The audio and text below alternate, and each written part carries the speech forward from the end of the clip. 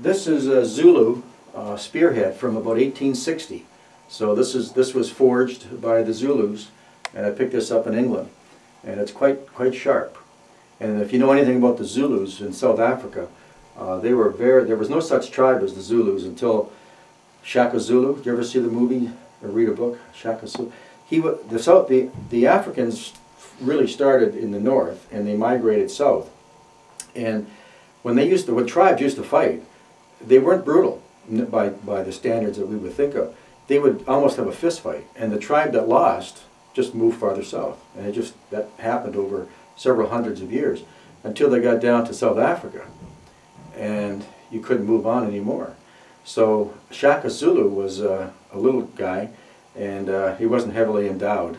You can imagine, it's a thing with tribal people, I guess, you know. And he was pretty much ostracized.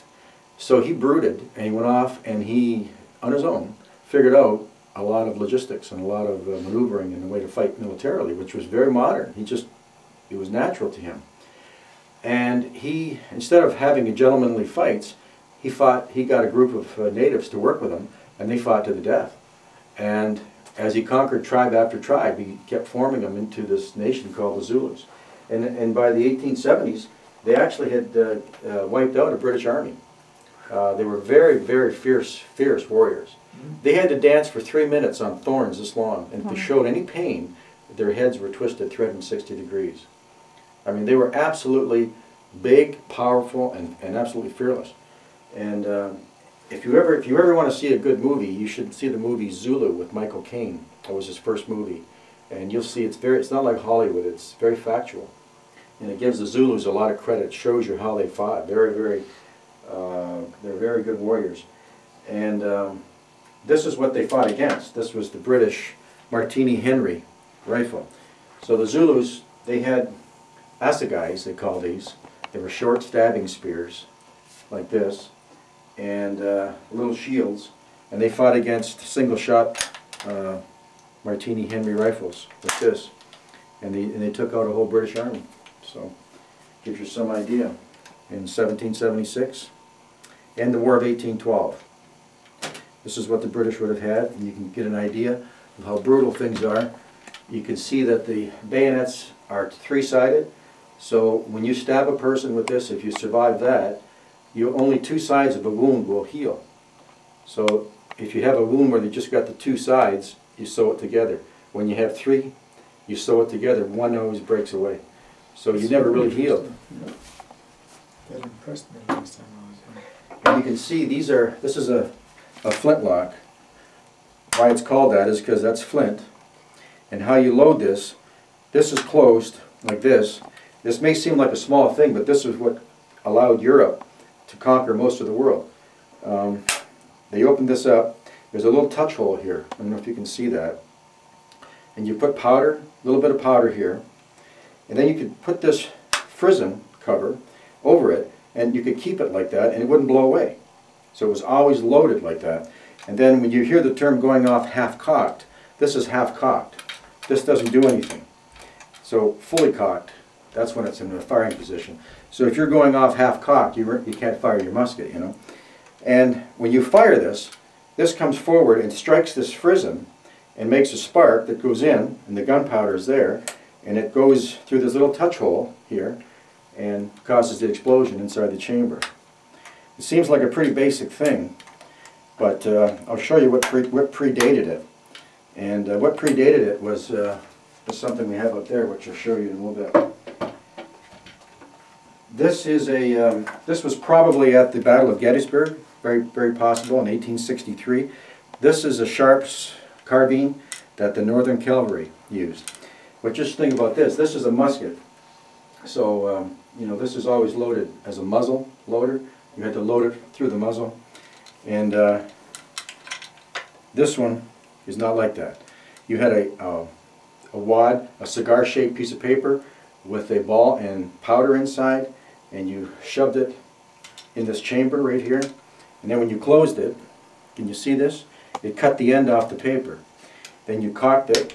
Instead of having the flint to make the spark, they had a glycerin cap they put over the touch hole, and they would shoot that. So if you're riding on your horse It's not that long, and you could breech load it. That's what you call being a breech loader. And cut the end off, cock it, put that on. These, the best you could ever do is load it and fire it 3 times a minute. And there's a lot of reasons why the American soldiers, or the militia during the Revolutionary War, they were called Minutemen.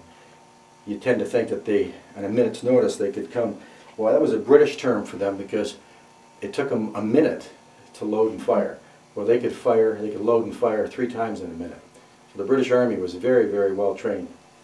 And they had blind discipline. You could be executed for falling asleep on guard duty, for example. Very, very, very strong discipline.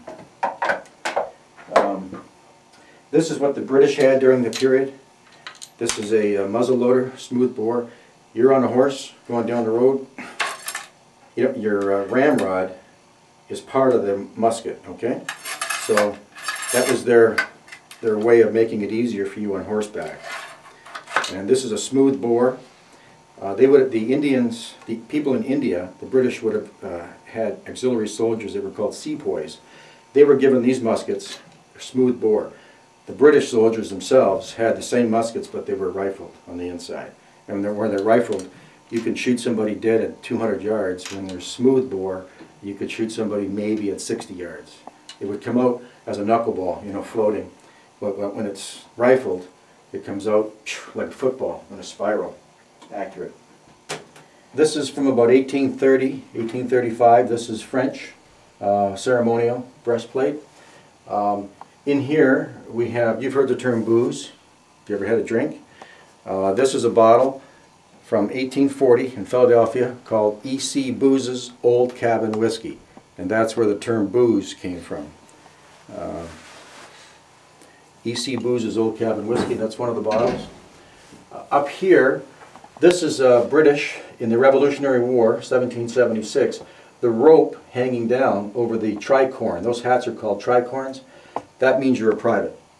Okay? And over here, this is what a sailor would have worn.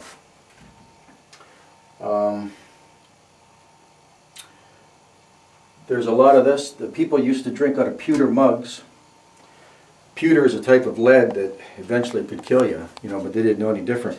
This one doesn't have it, but most of the mugs have glass bottoms, and you know the story there. You were often shanghaied by the British Navy or somewhere if you were sitting there having a pint of spirits, and they were recruiting. This is the way they recruited in the British Navy in the 1700s and 1800s. There had to be an offer and an acceptance. So they would flip a coin into your drink when you weren't looking, and if you drank, that was their offer. And if you drank out of it, that was your acceptance. Boom, they'd grab you, drag you away, and you'd be gone for years and be shanghaied. So they put a glass bottom in them.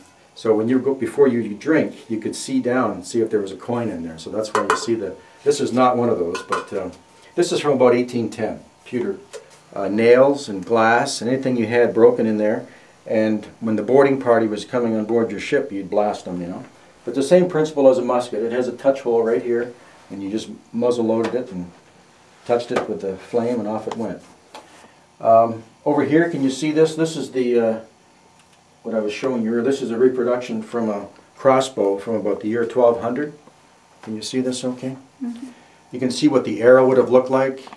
And this would have to shoot and penetrate chainmail right here, which it would do. And this is how you aimed it, and of course this was your big trigger right here.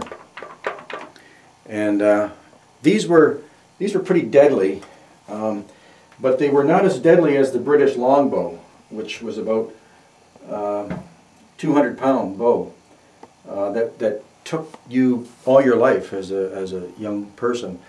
You would train in this longbow, and the number of shots, you would get 3 shots off with a musket later on, but you could probably get 20 shots off with a longbow.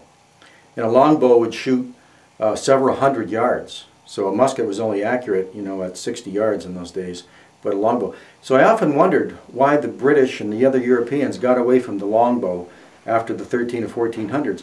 But the problem was you couldn't, it took 20 years to learn how to use one, to develop the muscles to even use them. Very, very powerful. So this would be This was this was made at the Tower of London about 1890. This is an exact reproduction of a knight's helmet from about 1200. Okay, and you know the story probably, the salute, where that came from. Why they always salute militarily?